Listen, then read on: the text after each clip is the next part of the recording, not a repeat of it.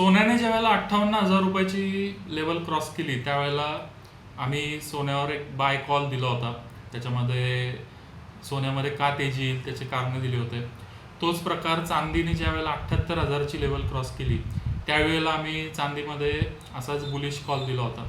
या दोन्ही कॉल्समध्ये एक कॉमन गोष्ट अशी होती की गोल्ड आणि सिल्वरच्या मंथली चार्टवर एक पॅटर्न दिसत होता.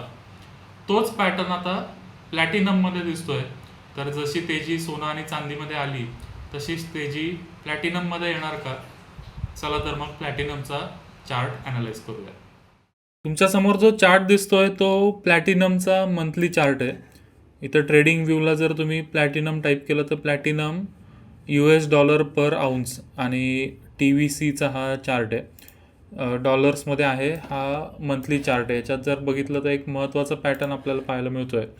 हे एक ऑगस्ट 2016ची ही लेवल होती $1200. ही लेवल होती जानेवारी 2015ची साधारण 1280.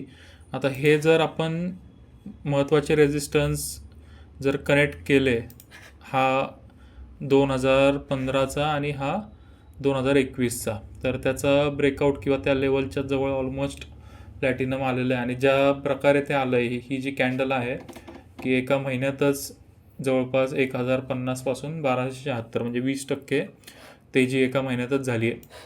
आता थोडंसं मागं जाऊन जर आपण बघितलं तर आपल्या लक्षात येईल की असंच पॅटर्न मागंही एकदा झालेलं आहे. साधारण 1986 आणि ही जी लेवल होती 2003, असंच एक 15-20 वर्षानंतर ब्रेकआउट पाहायला मिळाला होता. आणि इथं लेवल होती साधारण $700ची. तर $700 नंतर प्लॅटिनम पुढच्या काही वर्षात थेट $2300 गेलं. आता इथून पुढं काय होईल माहीत नाही, पण ट्रेंड आपल्याला जर बघितलं तर एक मोठा ब्रेकआउट झालेला आहे. जर हा पॅटर्न वर्कआउट झाला तर त्या केसमध्ये हा जो रेजिस्टन्स आहे 2011चा, ही लेवल आहे साधारण $1900 आणि दुसरी लेवल आहे साधारण $2300. आता याच्यापैकी काय होतं माहीत नाही, पण ओव्हरऑल ट्रेंड ज्या वेळेला बुलिश आहे आणि एक मोठं कन्सॉलिडेशन झालेलं आहे, तर त्या केसमध्ये SIPच्या माध्यमातून जर प्लॅटिनममध्ये आपण एक्सपोजर घेतलं, इन्व्हेस्टमेंट केली, तर चांगला रिटर्न मिळण्याची शक्यता आहे. या व्हिडिओचा हेतू एवढाच आहे की हा जो टेक्निकल पॅटर्न आहे तो आत्ता तुमच्यापर्यंत पोहोचवणं हा हेतू आहे. ह्याच्यावर इन्व्हेस्टमेंट स्ट्रॅटेजी कशी बिल्ड करायची हे तुमच्या आर्थिक सल्लागाराबरोबर चर्चा करा आणि प्रॉस्पेक्ट्स काय आहेत त्याचं समजून घ्या. आणि इन्व्हेस्टमेंट प्लॅन कसा करायचा तेही इन्व्हेस्टमेंट ॲडवायझरच तुम्हाला सांगेल.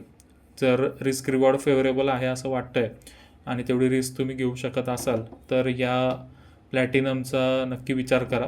असाच पॅटर्न काही दिवसांपूर्वी गोल्ड आणि सिल्वरमध्ये आयडेंटिफाय झाला होता. आता प्लॅटिनममध्ये मोठी तेजी येणार का ते या चार्टवरून आपल्याला कळतं आहे. धन्यवाद.